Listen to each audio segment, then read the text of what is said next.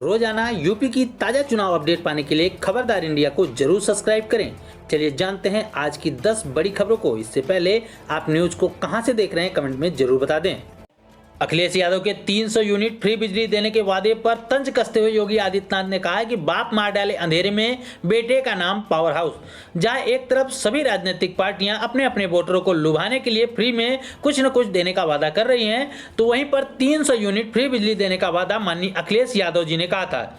उसके बाद इस पर पलटवार करते हुए सूबे के मुख्यमंत्री योगी आदित्यनाथ ने कहा है कि बाप मार डाले अंधेरे में बेटे का नाम पावर हाउस। यूपी विधानसभा चुनाव 2022 में अपर्णा यादव के भाजपा में शामिल होने पर सपा अध्यक्ष अखिलेश यादव ने उनको बधाई दी है। समाजवादी पार्टी के नेता मुलायम सिंह यादव की बहू अपर्णा यादव बुधवार को यानी कि आज के दिन भारतीय जनता पार्टी में शामिल हो गई। उनके इस फैसले को भाजपा ने अपनी बड़ी जीत के रूप में देखा है। तो वहीं पे सपा के अध्यक्ष अखिलेश यादव ने भी अपनी प्रतिक्रिया दे दी है। अपर्णा यादव को दिल्ली में भाजपा के बड़े पदाधिकारियों ने पार्टी की सदस्यता दिलाई। उनके इस फैसले को भारतीय जनता पार्टी ने अपनी जीत के रूप में देखा है। तो वहीं सपा अध्यक्ष अखिलेश यादव ने भी अपनी प्रतिक्रिया दी है। उन्होंने अपर्णा यादव को बधाई देते हुए कहा है कि हमें खुशी है कि हमारी समाजवादी विचारधारा का विस्तार हो रहा है। उत्तर प्रदेश के चुनाव में भाजपा ने पहले चरण के लिए स्टार प्रचारकों की लिस्ट जारी कर दी है।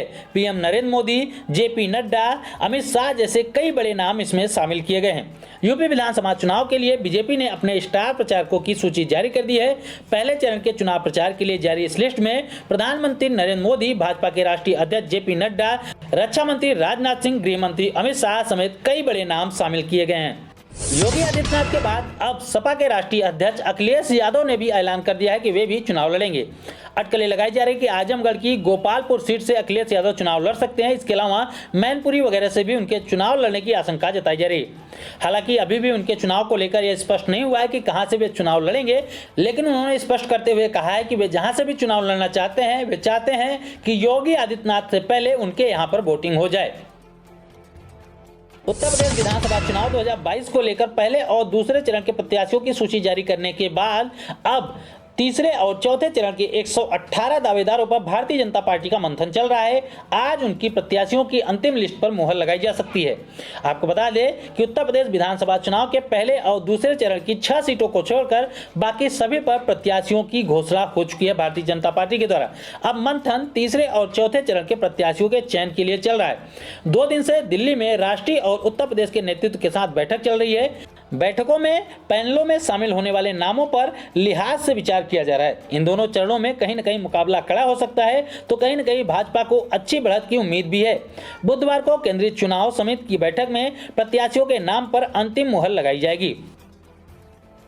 भारतीय के राष्ट्रीय प्रवक्ता राकेश टिकैत बोले कि विधानसभा चुनाव पर जाति व धार्मिक मुद्दे हावे। उनका कहना है कि जाति और धार्मिक मुद्दों के नाम पर यह पूरा का पूरा चुनाव हो रहा है। उन्होंने अपना पलड़ा स्पष्ट करते हुए कह दिया है कि वे किसी भी राजनीतिक पार्टी का सपोर्ट नहीं कर रहे हैं। उन्होंने साफ कर दिया है कि वे किसी भी राजनीतिक पार्टी का सपोर्ट नहीं करेंगे। अगर केंद्र सरकार उनकी तमाम मांगों को मान लेती है तो आंदोलन को शांत कर देंगे, अन्यथा इसके बाद अप्रैल से फिर से एक बार आंदोलन देखने को मिलेगा। उन्होंने अपना पल्ला साफ करते हुए कहा है कि वे किसी भी राजनीतिक पार्टी का सपोर्ट नहीं करेंगे।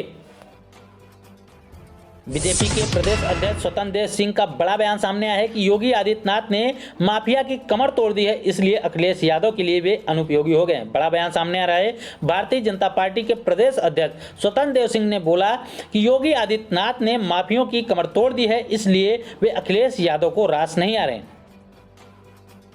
उत्तर प्रदेश चुनाव को लेकर एक और बड़ी अपडेट कि आज होगा सपा के प्रत्याशियों का फैसला। लखनऊ बुलाए गए हैं जिला अध्यक्ष। भाजपा, कांग्रेस, बसपा के बाद बुधवार को समाजवादी पार्टी के दावेदारों के इंतजार पर विराम लग सकता है। प्रत्याशियों के नाम तय किए गए हैं। इसी के तहत बुधवार को पार्टी हाईकमान की ओर से जिला अध्यक्ष अमन मौर्य को बुलाया गया है और यहां पर प्रत्याशियों का फैसला किया जाएगा। वहीं पे एक खबर यह भी आ रही है कि पहले चरण में बीजेपी के विपक्ष से ज्यादा अपने बागियों से खतरा है। जी हां, उत्तर प्रदेश विधानसभा चुनाव के पहले चरण की सभी सीटों में बीजेपी के लिए अपने उम्मीदवारों के नामों का ऐलान जैसे ही किया है, वैसे ही बीजेपी की लिस्ट आते ही कुछ उम्मीदवारों के खिलाफ विरोध के सुर भी उठने लगे हैं। ऐसे में बीजेपी को अपने विपक्ष से ज्यादा अपने बागियों से खतरा हो गया है। आपके अनुसार इस बार उत्तर प्रदेश के मुख्यमंत्री के रूप में कौन बैठेगा कुर्सी पे? कमेंट में अपनी राय जरूर दें।